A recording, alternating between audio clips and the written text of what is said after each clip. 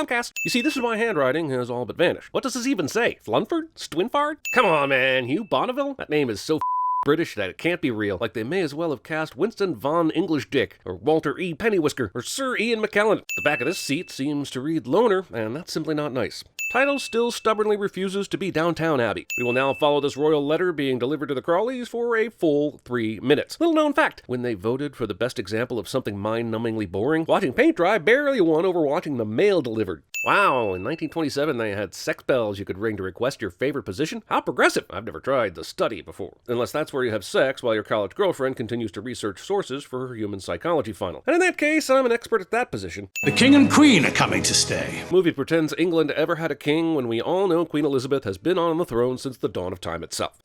Is there any chance Henry might be back? There's a motor show in Chicago that I know he cannot chuck. I don't fully understand who this Henry person is, but if there's a call to meet the king and queen, wouldn't that trump whatever car show may be in Chicago? Do we like Henry? I don't think we do. Do you want to teach your dog to beg? Because this is how you teach your dog to beg. Jesus, look at that cloud of dust falling off those recipe books. I would think that breaking out recipes that haven't been touched since their owners were encased and mummified isn't a great idea. Go for the recipes that have been visited so often the ink is worn off the page. What about Mr. Branson? Should Mr. Carson look in? I wonder how long I make it into the movie before realizing that I am at a severe disadvantage. And here we are. I don't know any of these characters. And the movie is already throwing names and facts around as if they're casual reminders rather than true introductions. I'm trying to lock in on identifying facial features so much that I feel like I'm playing the upstairs-downstairs edition of that Guess Who game. What about Mr. Branson? What about him? Well, he's a Republican, isn't he? Republicans. Oh, settle down. I'm talking about 1920s England Republicans. No need to throw a fit, but also Republicans. Right, sir. Here we are.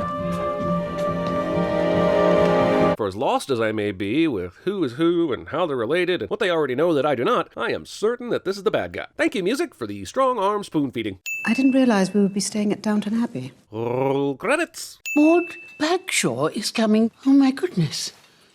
Why so surprised? Who is she? Fine, I just spent 15 minutes watching Downton Abbey explainer videos because I'll be damned if I spend the next 2 hours confused as So, now I know that it is in Mary's highest interest to have an understanding about who is who in the family. If Grandma Violet knows who this is, Mary definitely would as well. To quote Tennyson, kind hearts are more than coronets, and simple faith than Norman blood. What the hell do these high society quotes even mean? I can pull random impressive quotes out of my butt too. My rebuttal here would absolutely be, but the Queen of Hearts, she made some tarts all on a summer's day. Will you have enough cliches to get you through the visit? Violet would be simply royal at CinemaSins. Machiavelli is frequently underrated.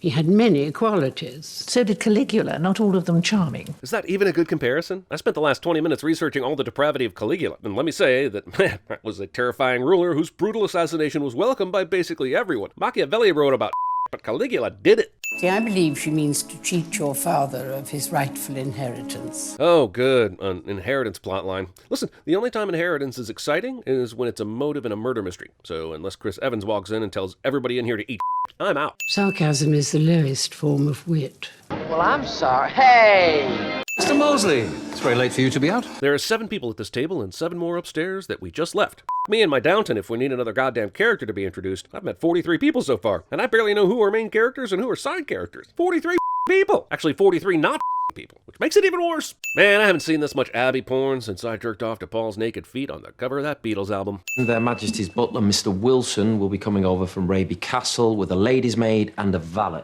First, it's pronounced valet, you silly English knigget. And second, I didn't realize that I was going to have to know the inner workings of castle staff from a century ago to enjoy this film. If this film thinks I'm going to take the time to figure any of this out, it can just scullery me and my hall boy while the second footman watches. Maybe these dragon figurines outside the front door have significance that I don't understand. But if they're important, maybe put them up on a pedestal and out of the uneven gravel. These look like the plastic gargoyle statues that appear on clearance in the gardening aisle at Walmart after the first frost of the year. Mrs. Webb and 4 footmen will arrive with Monsieur Courbet the day before. Are we done? Can we be done with new people? She will also bring 2 maids with her. Excuse me, I am not a butler. I am the king's page of the back stairs. I swear this whole movie is a college girlfriend joke waiting to happen. I am an expert in every matter. Is this the Abbey in the background? Have these 2 elderly women walked all the way around the castle grounds in their high-heeled shoes and wobbly brittle bones? Okay, maybe I'm being ageist here, but where are they even going? So Mr. Miller's the one who actually dresses the king. Oh, king and Christ, who cares about who dresses who and what person does what sort of thing with food or bedding or bedpans? I think it's rubbish. They impose, they demand, and now we're to be made nothing in our own house. Oh no, the happy servants are unhappy when they're ordered not to serve. I don't care if they're technically on the payroll, these motherfuckers have a severe case of Stockholm Syndrome. Also, Daisy, this should be right up your alley. You hate the monarchy, so use this downtime to brush up on ways to stick it to the man. Hell, you can even call the king and queen dicks right to their stupid faces. Anarchy in the UK! Has my new ball dress arrived? Not yet, but it will. Will the ball dress arrive on time? Will it fit when it does? Will all 347 characters have forced subplots that push this movie over 2 hours long? Find out next week on... Please, sit down, Lady Grantham. So much protocol to keep track of. How do you know when to sit in front of royalty? Lady Grantham was asked to sit, so she's obviously in the clear. But then the other two sit down as well? Should they be spanked? And after the spankings, the oral sex. Have you seen the silver box from the table by the fire in the drawing room? My grandmother used to keep playing cards in it. In the last 5 minutes, we've added a mysterious stranger, a flirty plumber, a domineering dad, and now a possible kleptomania subplot. And this opera couldn't get any soapier even if Placido Domingo walked on screen lathered head to toe in suds while holding a scrub brush. No one will be seated during the riveting cleaning of the castle montage portion of the movie. I am Monsieur Courbet. Oh good, we've brought a fussy French chef cliché to the proceedings. C'est magnifique! A royal visit is like a swan on a lake, grace and serenity above, demented kicking down below. Which prompted me to search YouTube for swan feet underwater, and I have to say, I was disappointed. I was envisioning a sort of secret webby flailing with their little legs wildly stabbing at the water. Instead, I went into a sort of ducky feet trance and lost about 15 minutes to underwater foul footage. It's very peaceful, and I was promised demented kicking. Where's my demented kicking? You must promise not to attack Maud Bagshaw. Well, I can't ignore her. She is my cousin. At this point, I have a family chart in front of me. If Maud Bagshaw is her cousin, how is Maud also Robert's cousin if Robert is Violet's son? Is this like a Hawaiian thing where everyone is called cousin? Can words just mean something specific for once, please? I was just a joke. But why is it funny? YouTube comments.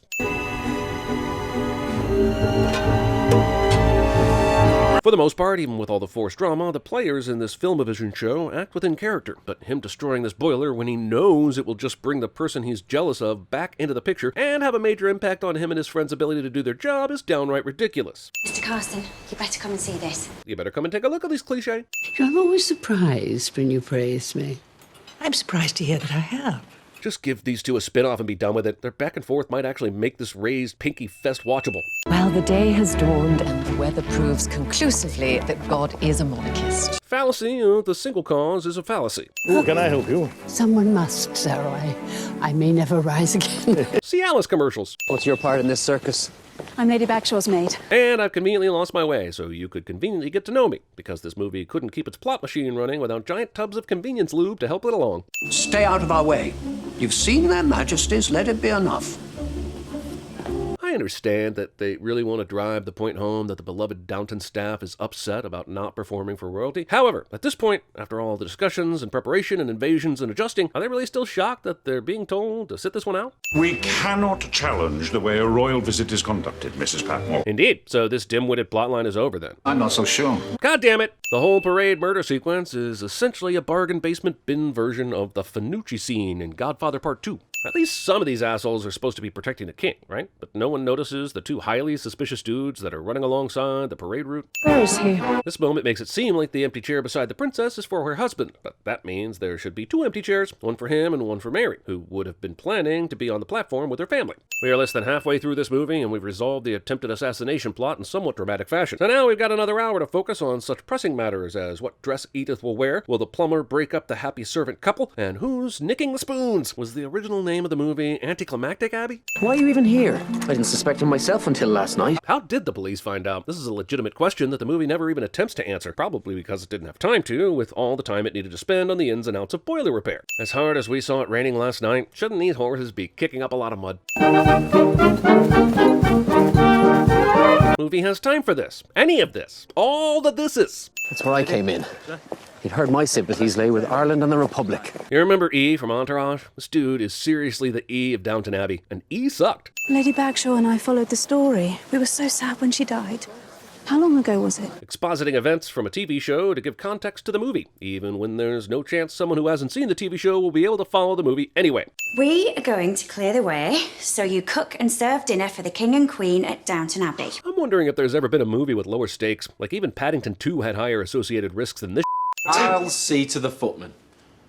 What are you going to do? You'll find out. which is essentially code for I have no idea, because he eventually uses his new guy friend to pull the prank off. At this point, how would he know that his friend can even do an impression of someone at the castle? Also, this is the second of an eventual 3 times someone says they have a plan in this scene, but never says what it is. It's technically not the pronoun game, but when someone doesn't indicate their plan just so it can be a surprise for the audience, it might as well be. Can we call it the plot noun game? Because this scene plot noun game so hard, they basically had a secret plan meeting just to not tell each other their secret plans. Like my husband, he died in the Boer Wars. Interesting. I'm about to die in the Boer Wars too, if you know what I mean. Not bad, exactly, but irregular. Very irregular indeed. Bowel movement conversations. They've sent you the wrong one. Thank you, Lady Obvious. Also, this castle isn't small, and Edith has been standing in front of the mirror looking at this ill-fitting dress while Anna left to call the dressmaker in return. Anyone who can stare at themselves for 20 minutes while swaying back and forth in a tent dress are immediately on my you scare me list. Sir William and Lady Ingleby. Man, between Joker, Parasite, Hustlers, and of course this movie, 2019 went really hard at vilifying rich people.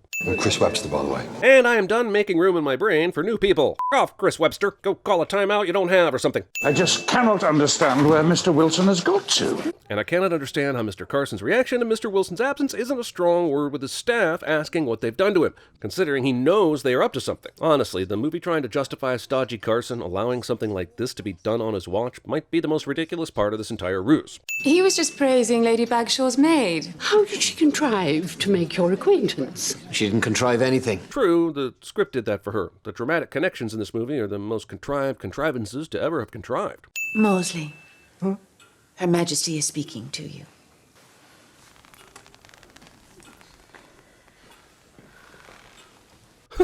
No one does awkward humor better than the Brits. No one. I've never been here before. You're here now. And of course, what I can only assume is the one time Barrow decides to embrace his homosexuality at a secret gay bar, the police just happen to raid it within minutes, because the movie's got a movie, I guess. To treat your maid as a blood relation is to unpick every fibre of the English way of life. What piffle you talk. Except we find out that Lucy is a blood relation, so why would Maud accuse Violet's talk as piffle? Go after Violet for being too blunt or bold, but don't accuse her of pifflessness. Everyone should know a total love at least once.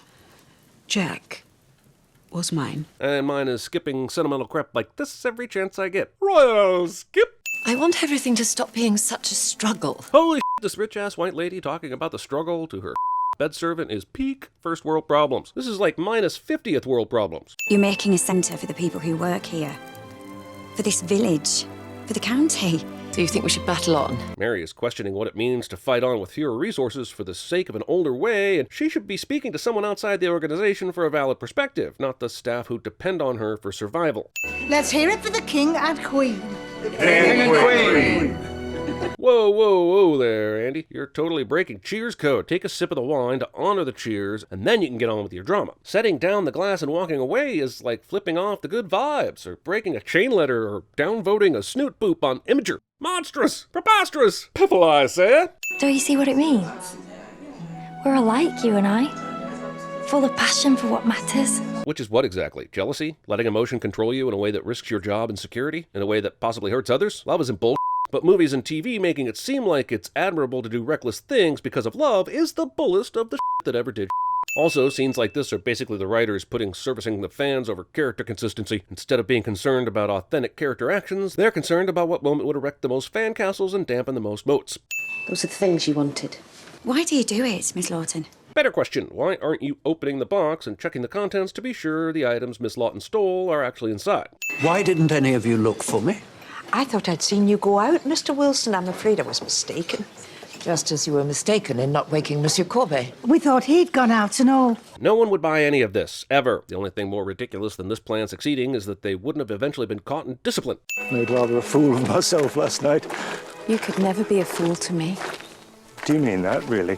I do, and I think you know how much. But do I know how much? I happen to represent those who haven't seen all the Downton episodes and are clueless about the past, however many years of pre-existing relational ties, and I don't know why I care about this moment at all. What did you give Monsieur Courbet? A double dose of a sleeping draught from Mr. Bakewell's. In his tea.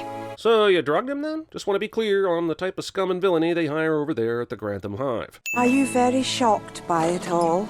I should be. I'm shocked that this movie's still going. We've had like 9 endings already. Downton Abbey must have thought Return of the King ended as abruptly as The Sopranos. Jesus, is that a massive door knocker. Do you take the dismembered deer legs and knock it against the teeth of the ferocious wolf head? Who are these morbid crawly folk, and how are they related to the Addams family? I'm sad you can't be part of the Prince's tour, but... That's it? That's all the ending we get for a pregnancy plotline? I swear the last 10 minutes of this movie should have been subtitled A Tedious Series of Knowing Glances and Tepid Resolutions. And I may not have long to live. Perhaps the fans of this show are riveted at this moment, the moment where the Downton torch is passed from one person to another. But considering Violet is likely pushing a century on, wasn't not long to live a fair assumption already? Also, just when you think they've filled up on cliche plot lines and couldn't possibly squeeze anything else into the last 5 minutes of the movie, boom! Main character hasn't got long to live, comes bursting through the wall like a Kool-Aid man. Soap opera, mother...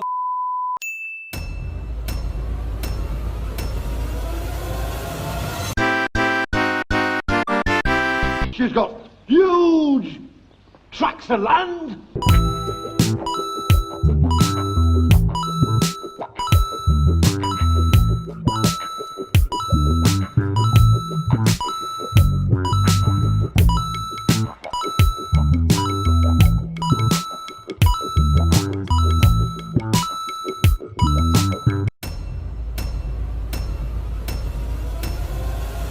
It's not fair! It's not fair! It's not fair! It's not f***ing fair! Oh, yeah.